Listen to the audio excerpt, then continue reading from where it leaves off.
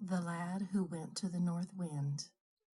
Once on a time there was an old widow who had one son, and, as she was poorly and weak, her son had to go up into the safe to fetch meal for cooking. But when he got outside the safe and was just going down the steps, there came the north wind, puffing and blowing, caught up the meal, and so away with it through the air. Then the lad went back into the safe for more. But when he came out again on the steps, if the north wind didn't come again and carry off the meal with a puff, and more than that, he did so the third time. At this the lad got very angry, and as he thought it hard that the north wind should behave so, he thought he'd just look him up and ask him to give up his meal. So off he went, but the way was long, and he walked and walked, but at last he came to the north wind's house. "Good day," said the lad, "and thank you for coming to see us yesterday." "Good day," answered the north wind, for his voice was loud and gruff, "and thanks for coming to see me. What do you want?" "Oh," answered the lad, "I only wish to ask you to be so good as to let me have back that meal you took from me on the safe steps, for we haven't much to live on, and if you're to go on snapping up the morsel we have, there will be nothing for it but to starve." "I haven't got your meal," said the north wind, "but if you are in such need, I'll give you a cloth which will get you everything you want, if you only say, 'Cloth, spread yourself,' and serve up all kinds of good dishes." With this the lad was well content. But as the way was so long he couldn't get home in one day, he turned into an inn on the way. And when they were going to sit down to supper, he laid the cloth on a table which stood in the corner, and said, "Cloth, spread yourself, and serve up all kinds of good dishes."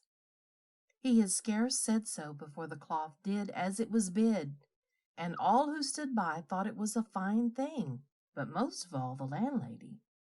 So when all were fast asleep at dead of night, she took the lad's cloth and put another in its stead, just like the one he had got from the north wind, but which couldn't so much as serve up a bit of dry bread. So when the lad woke, he took his cloth and went off with it, and that day he got home to his mother. "Now," said he, "I've been to the north wind's house, and a good fellow he is, for he gave me this cloth, and when I only say to it, 'Cloth, spread yourself, and serve up all kinds of good dishes,' I get any sort of food I please."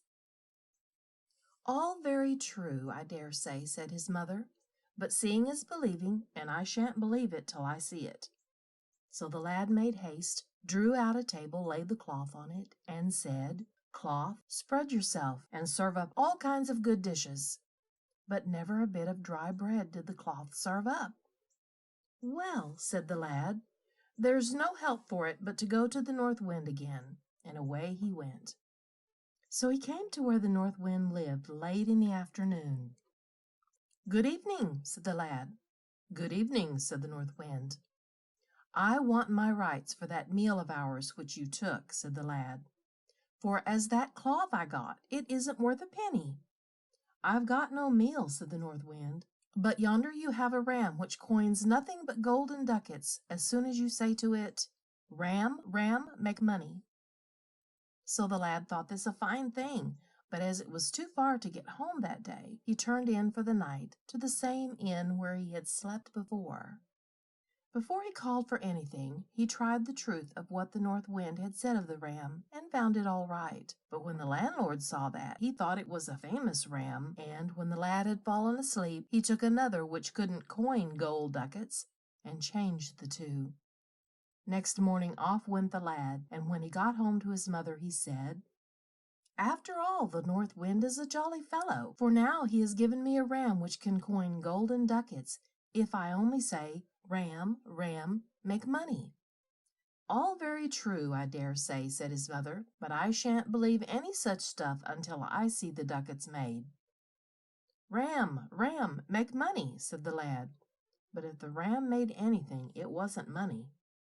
So the lad went back again to the north wind and blew him up and said the ram was worth nothing, and he must have his rights for the meal. "Well," said the north wind, "I've nothing else to give you but that old stick in the corner yonder. But it's a stick of that kind that if you say, "Stick, stick, lay on," it lays on till you say, "Stick, stick, now stop." So as the way was long, the lad turned in this night too to the landlord. But as he could pretty well guess how things stood as to the cloth and the ram, he lay down at once on the bench and began to snore as if he were asleep. Now the landlord, who easily saw that the stick must be worth something, hunted up one which was like it, and when he heard the lad snore, was going to change the two, but just as the landlord was about to take it, the lad bawled out, "Stick, stick, lay on." So the stick began to beat the landlord till he jumped over chairs and tables and benches and yelled and roared, "Oh my, oh my! Bid the stick be still, else it will beat me to death, and you shall have back both your cloth and your ram." When the lad thought the landlord had got enough, he said, "Stick, stick, now stop." Then he took the cloth and put it into his pocket, and went home with a stick in his hand, leading the ram by a cord round its horns, and so he got his rights for the meal he had lost.